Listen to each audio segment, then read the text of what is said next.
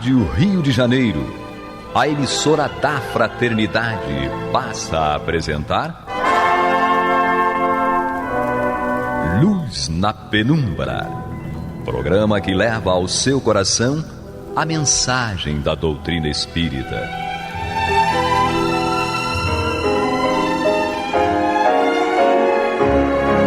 E com vocês, Eduardo Araújo, para o estudo de O Livro dos Médiuns, da obra codificada por Allan Kardec.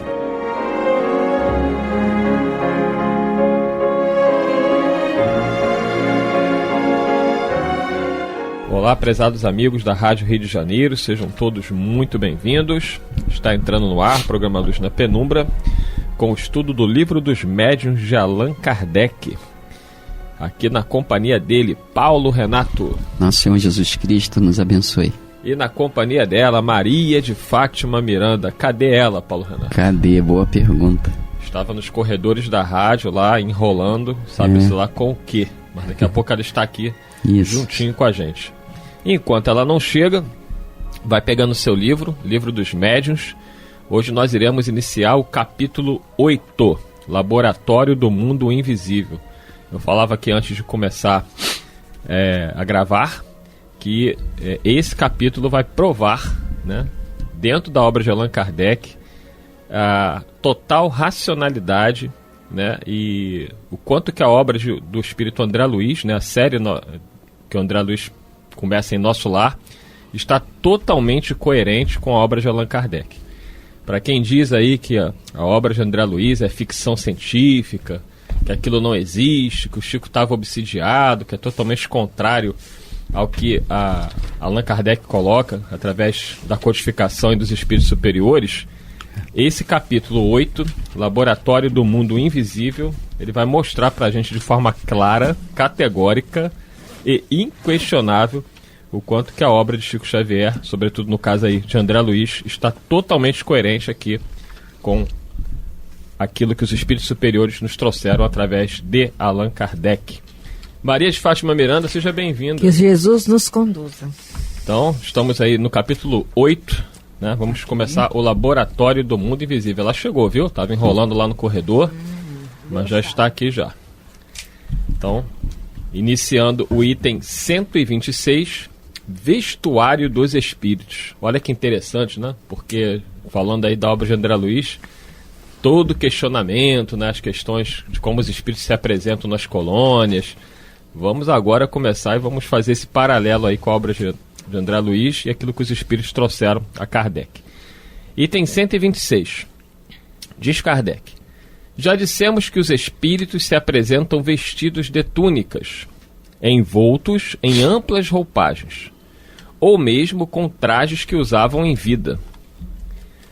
Isso aqui é interessante porque vários relatos, inclusive de crianças que veem espíritos, eventualmente, descrevem com detalhes, né, como estão vendo, como esses espíritos se trajam. E a pergunta que vai ficar, e Kardec vai trazer, é o seguinte: como que o espírito faz para se apresentar com a mesma roupa que ele usava, por exemplo, em vida, né? Miranda, com essa...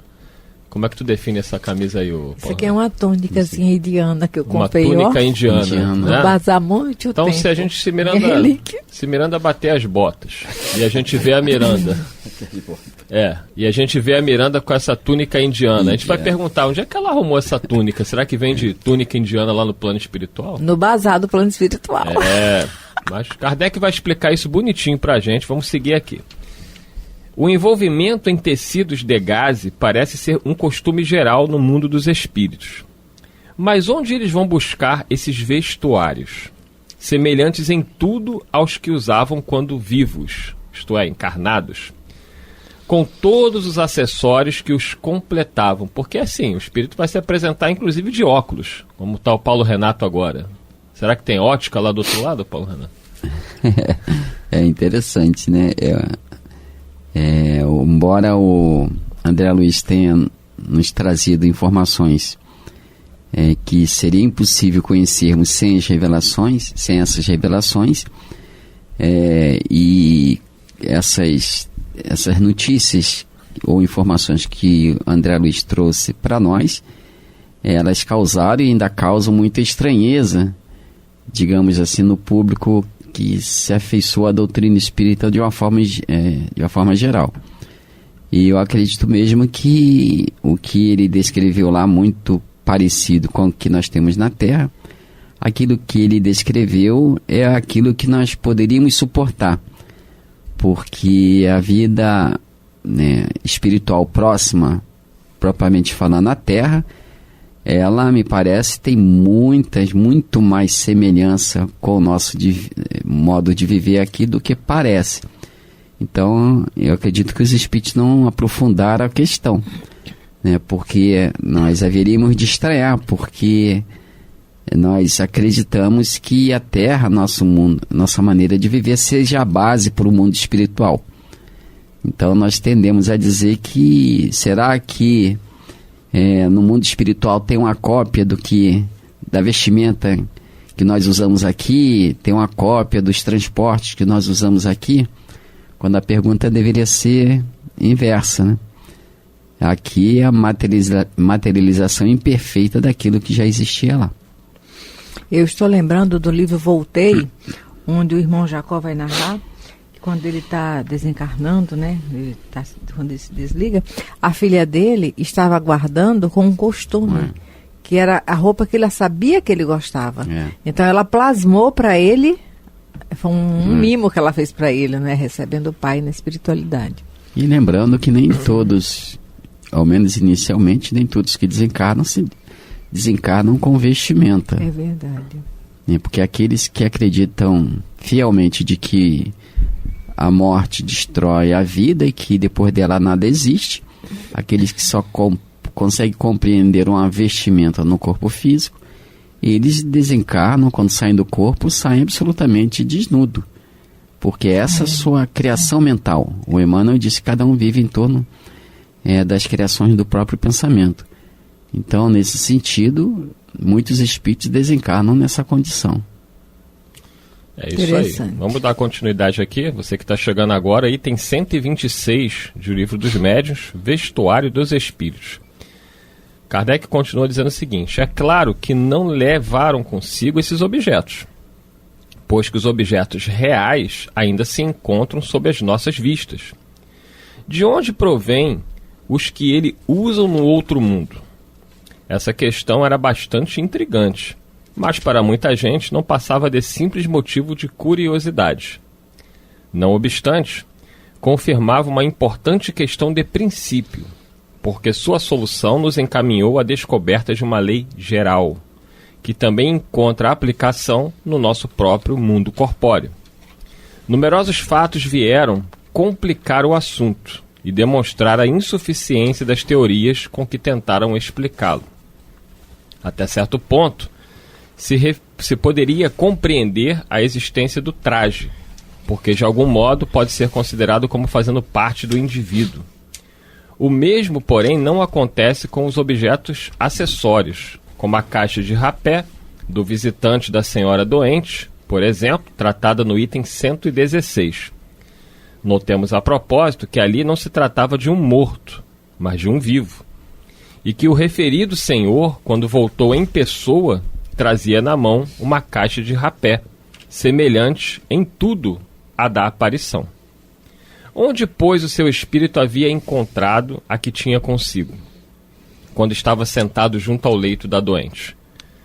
Poderíamos citar grande número de casos em que os espíritos de mortos ou de pessoas vivas apareceram com diversos objetos, tais como bengalas, armas, cachimbos, lanternas, livros, etc. Então é inegável, Paulo Renato, que essas aparições testemunhadas muitas vezes por mais de uma pessoa, ou elas são reais ou elas são alucinação. Se são reais, onde o espírito vai buscar esses acessórios? É isso que Kardec está fazendo a gente refletir. Justamente, tem umas questões do livro dos Espíritos que mais ou menos tocam nesse assunto. A partir da questão 29, propriedades da matéria. A 33, questão 33, por exemplo, Kardec levantou a seguinte questão: a mesma matéria alimentar é suscetível de experimentar todas as modificações e de adquirir todas as propriedades? E os espíritos responderam sim, e é isso o que se deve entender quando dizemos que tudo está em tudo. Quer dizer, os espíritos nos informaram, Allan Kardec, que a matéria elementar, digamos assim, ou a matéria de que é composto o corpo espiritual, o perispírito, ela é suscetível de experimentar todas as modificações, né? E aqui nós entendemos que essas modificações estão no campo mental, né? Conforme nós pensamos, nós existimos, porque o nosso pensamento busca a vida que nós desejamos, ou nós encontramos a vida que nós desejamos. Então, aquilo que é pensado intensamente, aquilo que é verdade no nosso campo mental, essa verdade particular se materializa em torno de nós na condição de imagens, e dependendo da intensidade e da persistência desse pensamento, essas imagens inclusive criam uma vida fictícia, que tem movimentos e tem tudo. Então, quando se diz que determinadas visões, como é o caso aqui, ela pode ser fruto da imaginação, é possível que seja, desde que a pessoa haja concebido tais ideias de alguma forma. Então, quando as situações, os fatos se dão e que está fora da alçada da preocupação de quem presenciou o fenômeno, né, quando a situação se dá sem mesmo a pessoa ter pensado ou concebido tal ideia, por certo que aquele fato não é fruto de alucinação ou coisa parecida, porque não estava na intimidade do campo mental da pessoa, né? A gente não inventa as coisas, a gente trabalha com aquilo que conhece. Interessante, o pensou, plasmou, não é? Nós ficamos observando que é assim que as colônias espirituais, elas surgem no mundo espiritual, aquele grupo de espíritos que tem a mesma ideia, o mesmo objetivo, e a forma de pensamento deles voltado para o bem, vão construindo. Lembra a construção do nosso lar, que teve até os silvícolas, né? Participaram. Século XIV ou XV, né? E o André Luiz mostra que essas colônias, que a gente chama de colônias de trevas, de sombras, essas colônias de séculos e séculos, a contar aí talvez por milênios, elas são higienizadas, digamos assim. Eles, pelos processos que eles conhecem... É porque a misericórdia divina acompanha tudo? Eles limpam, digamos assim, esterilizam aquele ambiente, tornando novamente... de alguma forma, filtram, digamos, aqueles elementos de forma que eles possam, que aqueles habitantes que ali estão possam continuar, né, o seu exercício de aprendizado, mesmo que através da dor.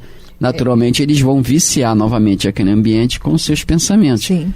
Mas isso não é de caráter eterno. Mesmo porque o íntimo deles também não está parado. Também, ainda que esteja lento, mas está num movimento. Está no processo de crescimento. Qualquer. É interessante isso, porque tem alguns companheiros que ficam assim em relação às colônias espirituais.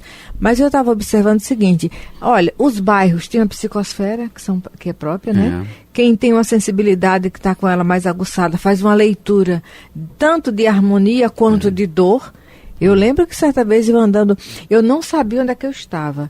Aí eu peguei uma condução errada quando eu me dei conta. Mas eu estava me sentindo tanto mal-estar, e o ônibus vazio, tinha um rapazinho também. O rapazinho estava pálido. A senhora, aqui é tal lugar que nós estamos? Eu falei, eu não sei. Quando a gente desceu do ônibus, perguntou a moça da bala. Ela falou, não, é tal lugar sim. Eu falei, meu Deus, Ave Maria. Quer dizer, eu não sabia, não conhecia, mas estava sentindo. Então, essa egrégora, né? Essa psicosfera que dá uma vida material, quer dizer, como se fosse material quem está desencarnado colado ali.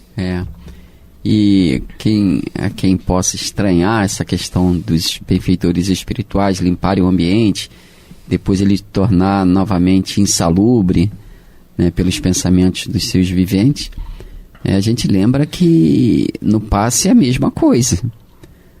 Os benfeitores espirituais fazem uma limpeza, digamos, fluídica no doente, E quando ele sai da instituição espírita, no caso, ele volta a plasmar a mesma atmosfera de enfermidade e de sombra. Então, o processo é o mesmo. Né? A pessoa fala assim, mas não ficou curado. Né? Mas eu me senti tão bem no centro, na hora do passe, por que voltou a doença? Por que voltou a enfermidade? Porque a pessoa voltou a se alimentar com aquilo que, na verdade, ela se comprazia. No caso, é a doença. Né? Pode parecer estranho, mas muita gente prefere a doença porque ela se coloca inconscientemente na posição de vítima. E nessa posição, às vezes, ela angaria simpatia, afeição, que numa situação normal, para ela não seria possível. São chamados ganhos secundários. Secundários. Interessante. Mas olha, no mundo material, você tem sua casa. Se você... Aí alguém vai e faz uma faxina geral, fica impecável. Uma semana de uso, se a devida manutenção de higiene, banheiro sujo, box sujo, volta tudo. Isso mesmo. Então, na verdade, a obra do André Luiz, ela só retrata aquilo que é da nossa vida diária que a gente não percebe. Né? Essa proximidade dessa esfera espiritual com a Terra mostra muito bem isso. Né, o grau de enfermidade que nós, a humanidade encarnada, ainda nos encontramos, porque nos comprazemos realmente com a dor, com o sofrimento. Preferimos viver em sombras, envolto em sombras, do que procurar realmente a luz, nesse sentido, né, de libertação, de paz. Parece incoerente, parece paradoxo, mas a verdade é essa. Muitos de nós dizemos querer usufruir do céu, mas sem nos livrarmos do inferno com o qual nos comprazemos, né? As pessoas até brincam, e às vezes, se a brincadeira tem um tom de verdade, a pessoa fala, não quero ir para o nosso lar não, que lá só tem caldinho, né? Porque a pessoa se compraz naquele alimento mais pesado. E com certeza ela vai ter dificuldade de adaptação no mundo espiritual. Então é preferível, nós fazemos assim, é preferível construir a própria verdade e viver em torno dela. Embora a realidade esteja fora daquilo que nós compreendemos como verdade. E esses espíritos voltados, que têm as suas criações mentais nesse nível de depreciação, de sombra, eles realmente se comprazem com aquele ambiente e não tem aspiração nenhuma momentânea de sair dali. Então é possível que os espíritos plasmem, construam coisas semelhantes a de uso pessoal na Terra. Claro, o processo é o mesmo. A lógica mostra isso. Cada um carrega por dentro a sua realidade íntima, não foge dela. Já se vê daquela forma, se sente e se percebe. Pronto. Então vamos dando sequência aqui. Para você que está chegando agora, estamos aí estudando o Livro dos Médiuns, de Allan Kardec, programa Luz na Penumbra. Nós estamos aí no item 126 e vamos dar aqui a sequência. Kardec diz o seguinte, ainda sobre essa questão dos objetos no mundo espiritual. Veio-nos então a ideia de que possivelmente os corpos inertes do mundo material poderiam ter correspondentes etéreos no mundo invisível, que a matéria condensada que forma os objetos poderia ter uma parte quintessenciada que nos escapa aos sentidos. Essa teoria não era destituída de verossimilhança, mas não explicava todos os fatos. Um deles, principalmente, parecia frustrar todas as interpretações. Até então, não se tratara senão de imagens ou aparências. Vimos perfeitamente bem que o perispírito pode adquirir as propriedades da matéria e tornar-se tangível. Mas essa tangibilidade é apenas momentânea, e o corpo sólido se desvanece como uma sombra. Já é um fenômeno extraordinário, porém, o que é ainda mais extraordinário é a produção de matéria sólida persistente, provada por numerosos fatos autênticos, notadamente o da escrita direta, de que tratamos com minúcias em capítulo especial. Todavia, como este fenômeno se liga intimamente ao assunto de que agora tratamos, constituindo uma de suas mais positivas aplicações, anteciparemos a ordem em que deveria aparecer.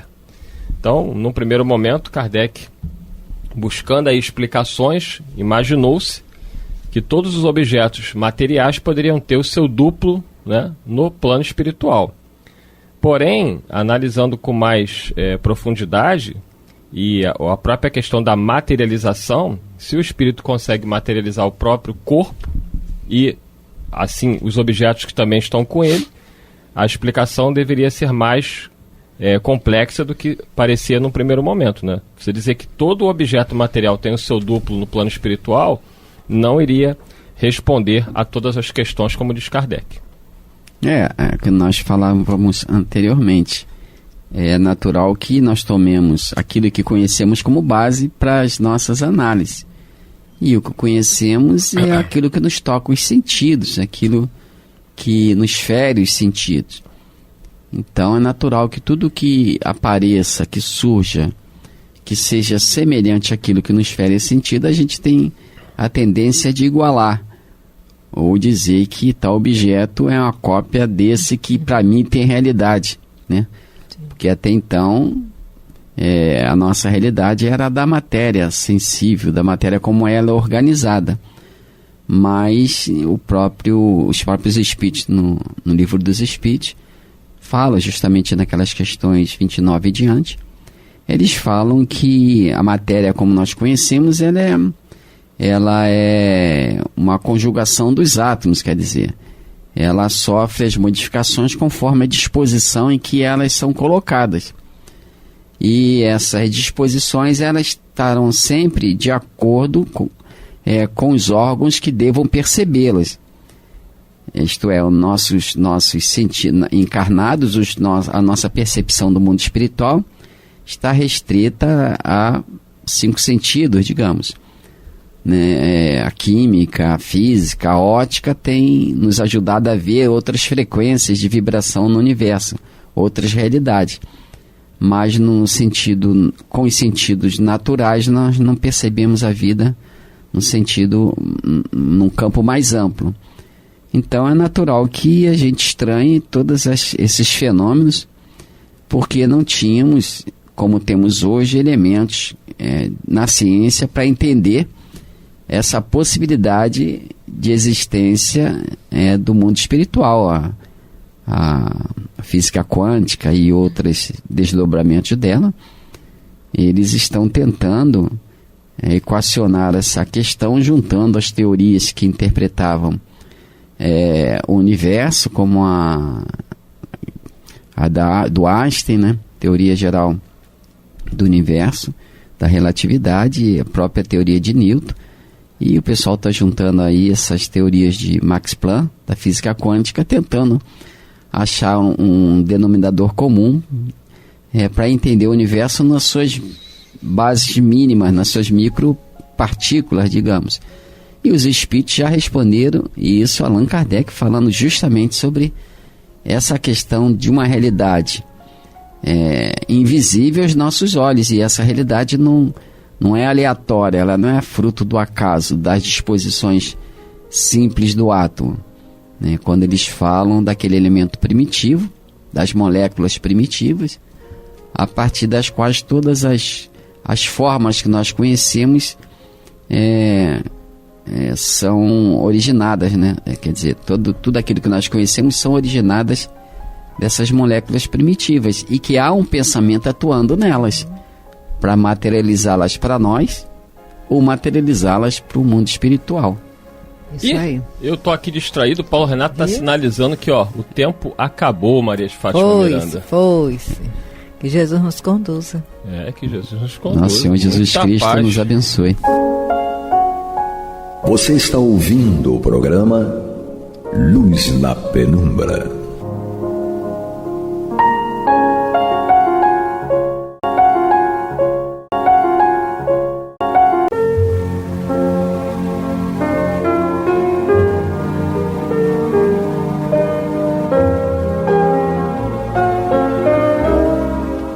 Rádio Rio de Janeiro está levando ao seu lar e ao seu coração a mensagem consoladora da doutrina espírita, através do programa Luz na Penumbra.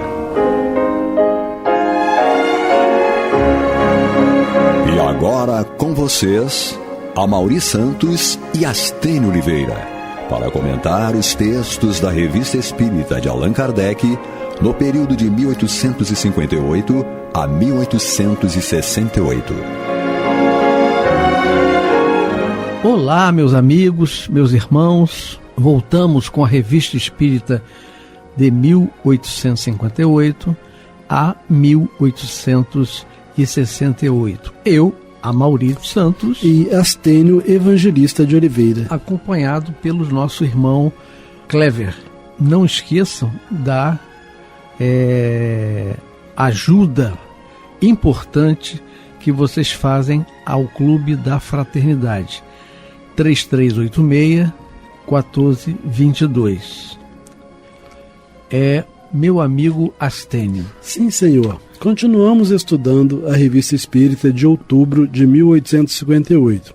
Hoje nós temos um tema muito interessante e diferente normalmente dos demais. Então, assim, o título é Assassinato de 5 crianças por outra de 12 anos. Parece que estamos falando de 2024, né? Em pleno século XXI. Então, no século XIX, a imprensa já divulgava isso já. Então, assim, assassinato de 5 crianças por outra de 12 anos. É interessante a gente ver como é que isso aqui foi tratado na época, como isso foi interpretado na época, para a gente verificar que, a partir daí, a gente pode também entender outras ocorrências dessa natureza. Né? Perfeito. Porque a gente vê muitos crimes, né, que a imprensa divulga, e a gente fala, meu Deus, como é possível isso, uma mãe, né, junto com uma madrasta, matar jogar uma criança de cima da janela. Matar uma criança, né, como isso é possível? E aí fica difícil a gente, sem entender esses processos obsessivos gravíssimos, né, como é que um ser humano tem coragem de fazer isso, né? Bom, aqui é assassinato de 5 crianças por outra criança de 12 anos, né? Aí vem assim, problema... Serial killer. Problema moral. Lemos, o Kardec lendo outro jornal. Sim. Aqui, ó. Lemos na Gazette de Silésie, deve ser, dizendo o seguinte: no dia 20 de outubro de 1857, escreveram-nos de Balkenham. Então, isso aqui é o que está lá no jornal. Tá? Então, quem escreveu no jornal é o que está dizendo isso daqui. Tá? Então, assim, no dia 20 de outubro de 1857, escreveram-nos de Balkenham que uma criança apavorante acabara de ser cometido. Não, uma criança não, um crime. Que um crime apavorante acabara de ser cometido por um menino de 12 anos. Domingo passado, 25 do mês, 3 filhos do senhor Rubner, fabricante de pregos, e 2 do senhor Fritche, sapateiro, brincavam juntos no jardim deste último. Então, eram 3 crianças, provavelmente vizinhas, eram 5 crianças, 3 de um pai e 2 de outro pai, brincando no quintal do segundo pai, né? O jovem H, então o jovem aqui é o tal menino de 12 anos. 12 anos. Então, o jovem H, conhecido por seu mau caráter, associou-se aos seus folguedos. Então a gente vê que ele tinha 12 anos e já era conhecido por seu mau caráter. Muito provavelmente com 1 ano ele já tinha mau caráter, com 2 anos ele já tinha. Só que os pais não procuram corrigir o mau caratismo dos filhos. Acham que quando crescerem se corrigem. E não se corrigem. E né? Isso a gente pode ver em loco, né? Hoje. Sim, totalmente. Existem algumas escolas filosóficas, né, principalmente americanas, que afirmam que 70% da educação de um ser humano é dada até os 3 anos de idade, que depois restam 30% para o resto da vida, né? Inclusive as pancadas da vida para educarem. Mas a gente normalmente acha a criança até 3 anos de idade muito bonitinha, e tudo que ela faz a gente acha que fofinha. Fofinha, né? E aí depois não tem mais jeito de corrigir. Bom, o jovem H, conhecido por seu mau caráter, associou-se aos seus folguedos e os persuadiu a entrarem num baú, olha só.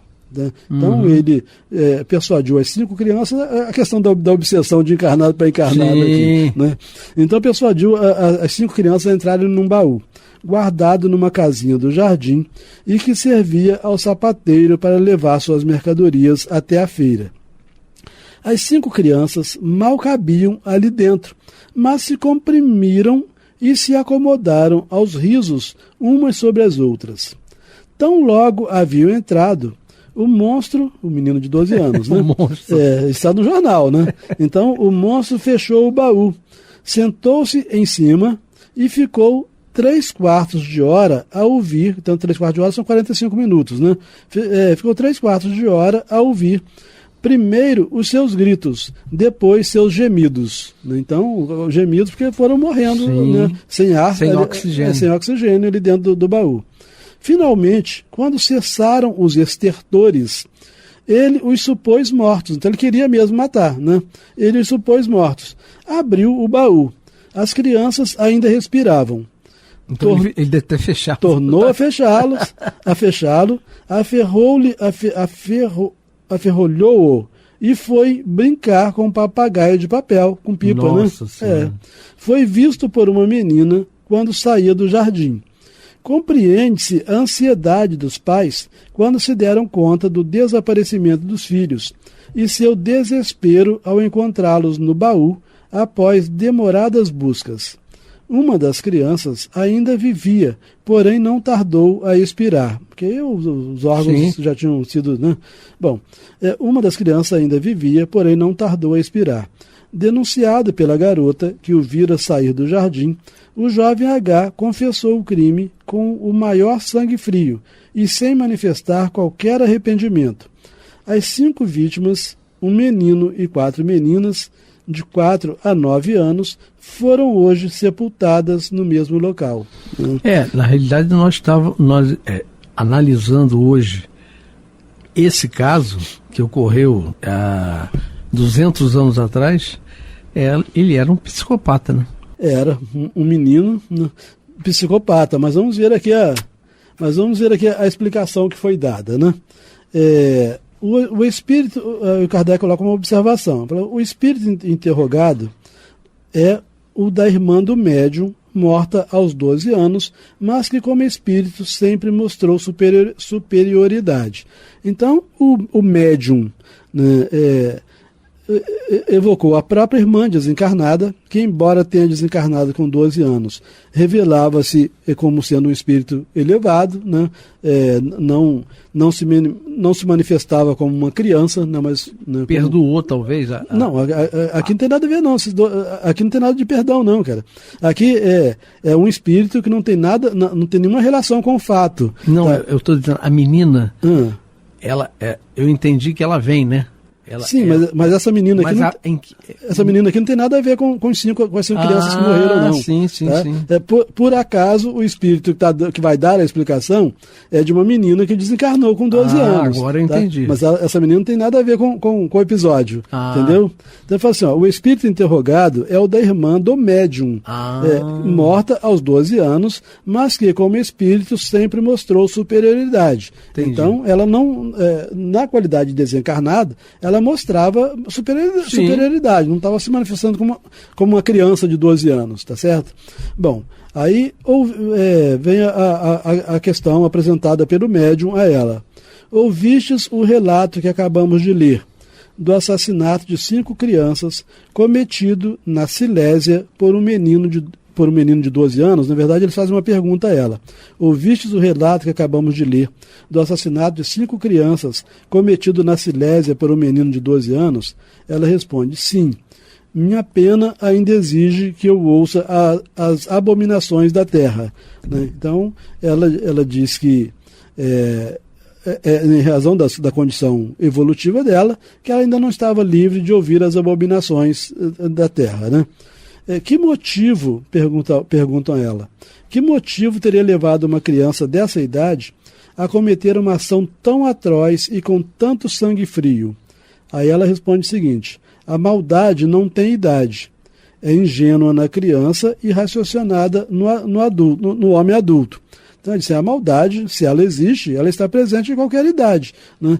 Pode ser ingênuo na criança, mas é maldade. Não, essa criança mau caráter de 12 anos, ela é um espírito. Então, e vamos ver aqui que espírito era esse, que tipo de espírito era esse. Só que a gente não pode deixar de levar em conta que aqui não é São Luís, por exemplo, que está dando a explicação. Exatamente. É a menina. É a menina que a gente não conhece o histórico dela, né?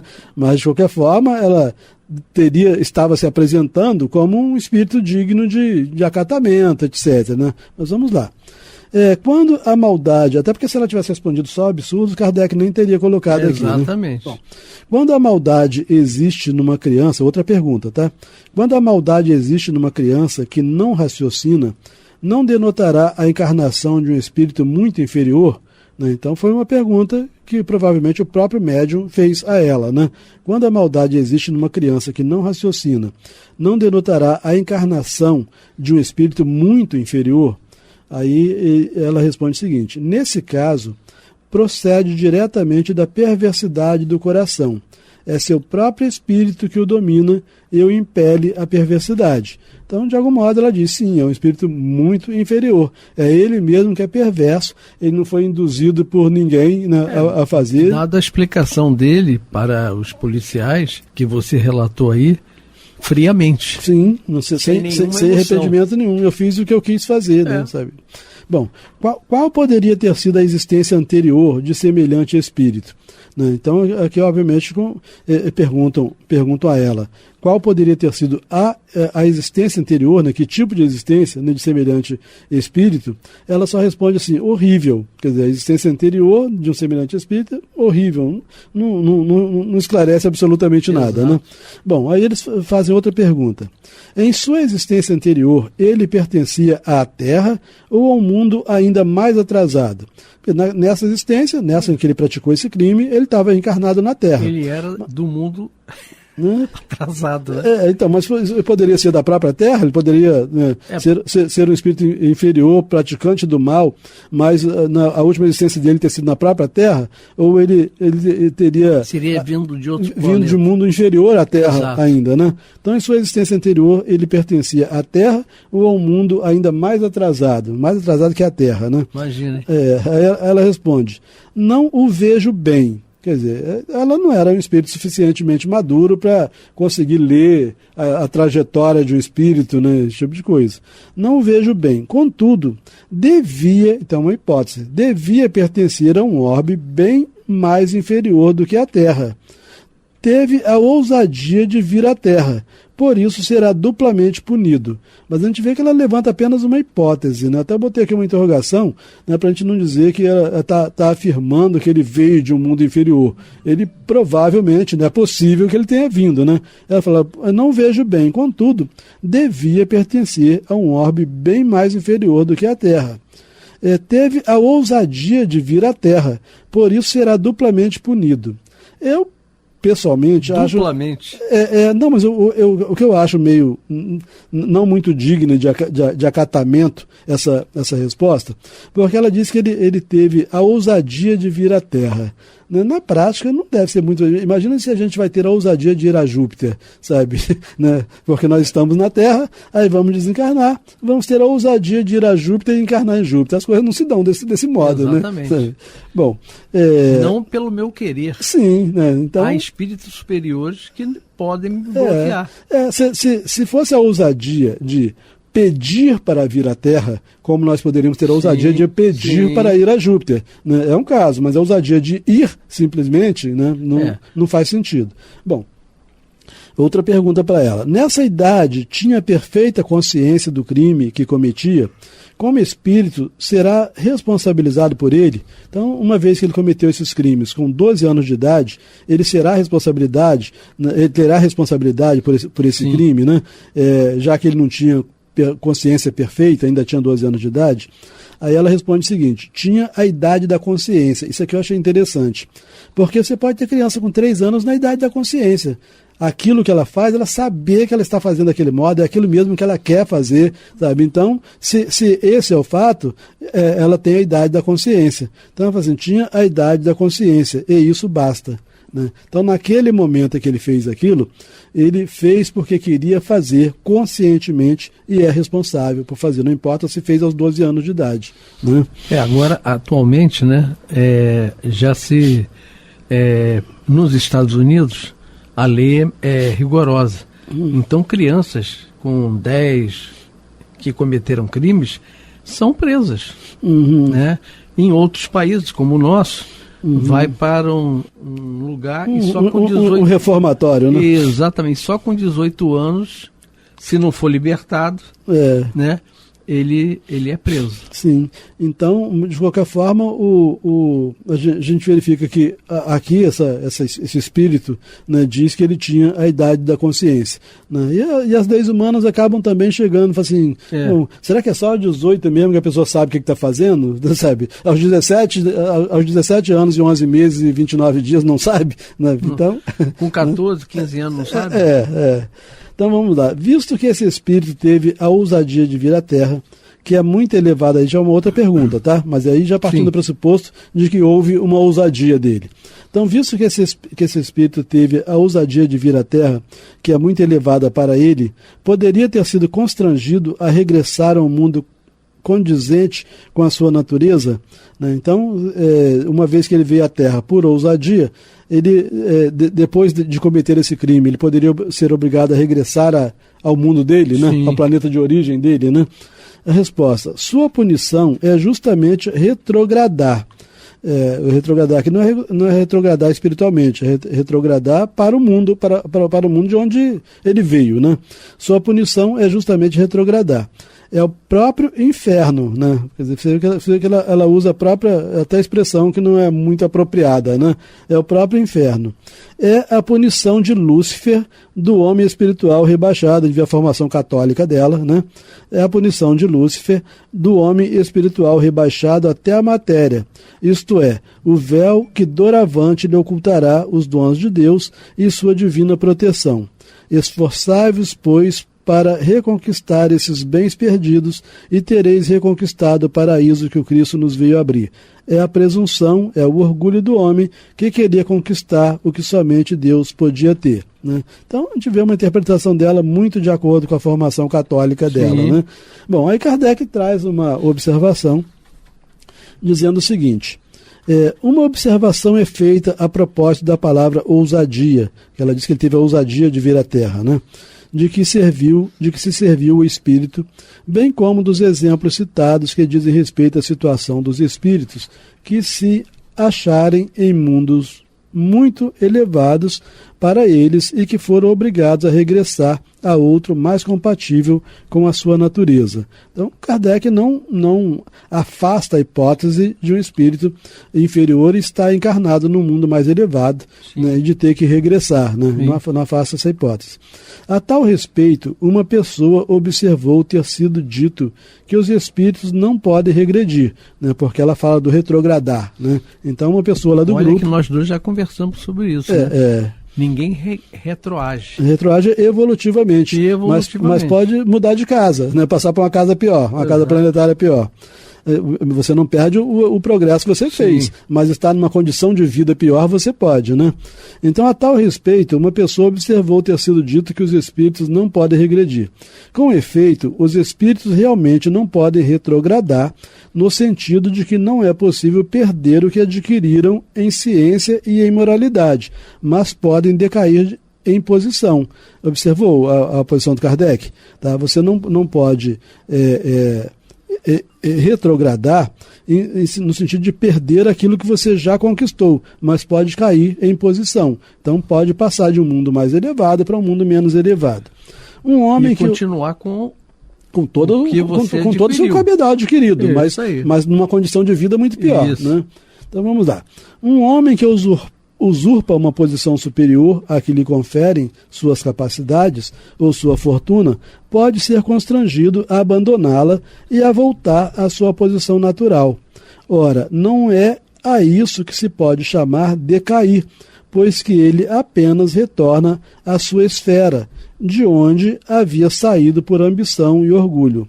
Ocorre a mesma coisa em relação aos espíritos que querem se elevar muito depressa em mundos onde se acham deslocados. Então, pelo menos hipoteticamente, Kardec está admitindo que é possível a gente, por insistência, reencarnar num mundo mais elevado.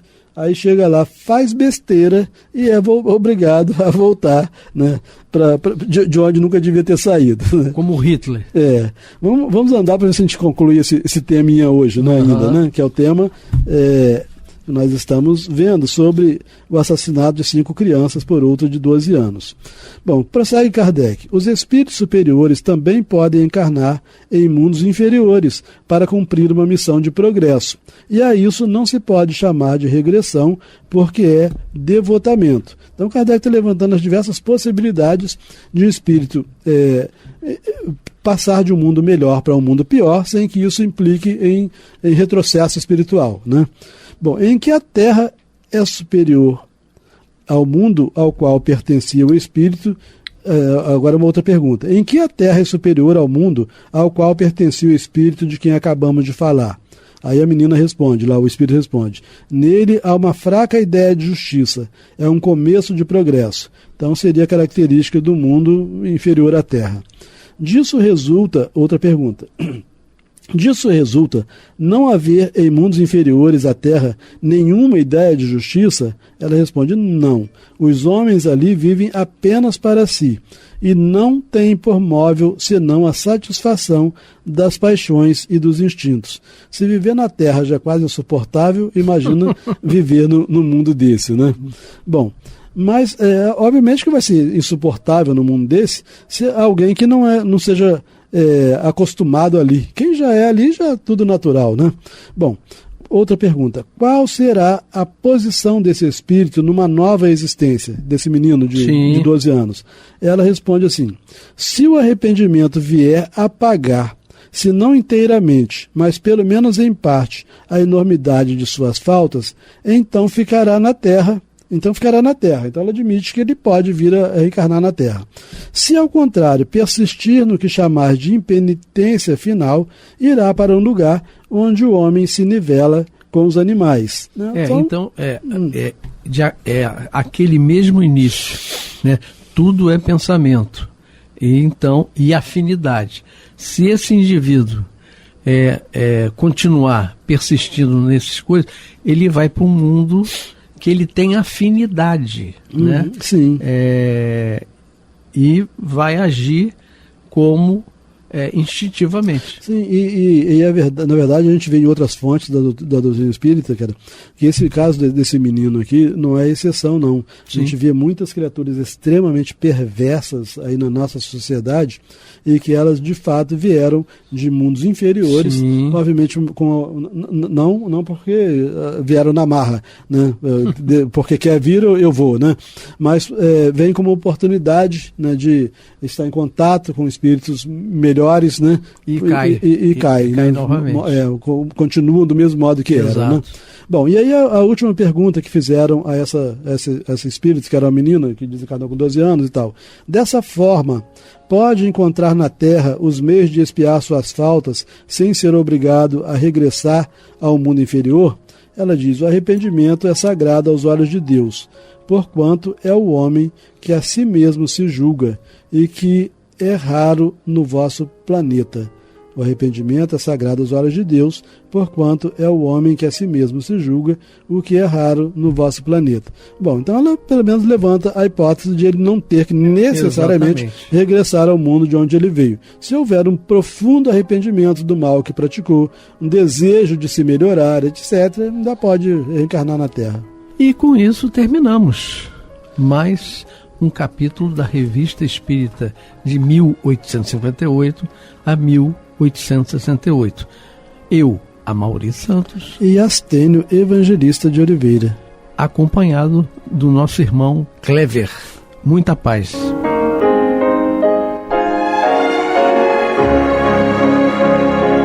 E vamos ouvir agora a prece de encerramento de nosso programa, na voz de Geraldo de Aquino. Jesus, dá-nos coragem para a luta, piedade para os insultos e misericórdia para as injustiças e ingratidões. limpa nossa alma de inveja e ambições mesquinhas, de ódio e de vingança o nosso caminho. E que dentro em pouco, ao recolher-nos de novo ao calor do nosso leito, para que o sono nos dê a paz e o esquecimento das tristezas humanas, possamos sentir, Senhor, no mais íntimo de nosso ser, a doçura indefinível do Teu amor e a grandeza incomparável da Tua divina presença. Que assim seja.